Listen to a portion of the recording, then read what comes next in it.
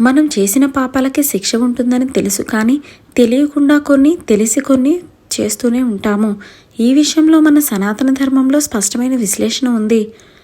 మనం చేసే అన్ని తప్పులు మూడింటితోనే చేస్తాము: శరీరంతో, మాటలతో మరియు మనసుతో.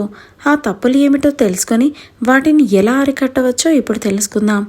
ఒకవేళ ఆ తప్పులు చేసినట్లయితే ప్రాయశ్చిత్తానికి కూడా ఉపయోగపడుతుంది. ఈ 3 విధములైన తప్పులకు 3 విధములైన తపస్సులు చెప్పేవారు. ఇది ఎవరికి వారే వ్యక్తిగతంగా పరీక్షించుకొని మార్పు చెందే సులువైన మార్గం.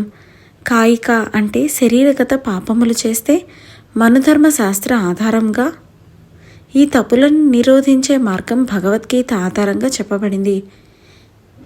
దేవతలను, బ్రాహ్మణులను, గురువులను, జ్ఞానులను పూజించడం, శరీరమును శుచిగా ఉంచడం, పవిత్రమైన ఆచారాలు, డబ్బును, ఇతర ద్రవ్యములను న్యాయంగా సంపాదించడం, బ్రహ్మచర్యము అంటే తన భార్యతో తప్ప ఇతర స్త్రీల యందు కామదృష్టి లేకపోవడం, ఇతరులను హింసించకుండా ఉండటం, ఇవి శారీరక తపస్సులు.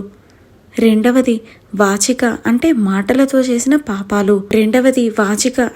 మాటలతో చేసిన పాపములు. కఠినంగా మాట్లాడటం, అబద్ధాలు చెప్పడం, ఇతరులను నిందిస్తూ మాట్లాడటం, వ్యర్థమైన పనికి మాలిన మాటలు మాట్లాడటం, ఇవి వాకుతో చేసే తప్పులు. ఈ తప్పులని నిరోధించే మార్గం భగవద్గీత ఆధారంగా చెప్పబడింది. ఉద్వేగం కలిగించకుండా మాట్లాడటం, ఇష్టంగా మరియు మేలు కలిగించే విధంగా మాట్లాడటం, యథార్థం మాట్లాడటం, వేదశాస్త్రములను పఠించడం, పరమేశ్వరుని నామజపం చేయడం, ఇవి వాక్కుకి సంబంధించిన దోషాలను పోగొట్టే తపస్సుతో సమానం.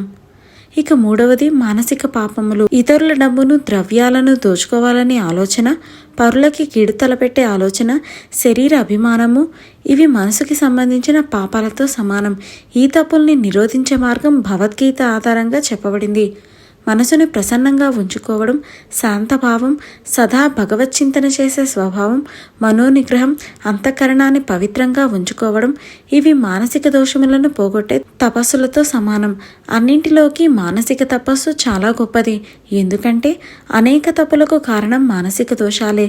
మనందరం ఈ నిమిషం నుండే అభ్యాసం మొదలు పెడదాం. మన తప్పులన్నిటికీ ప్రాయశ్చిత్తం చేసుకుందాం. ఈ వీడియో మీకు నచ్చినట్లయితే లైక్ చేయండి, షేర్ చేయండి. తప్పకుండా మా ఛానల్ని సబ్స్క్రైబ్ చేయండి.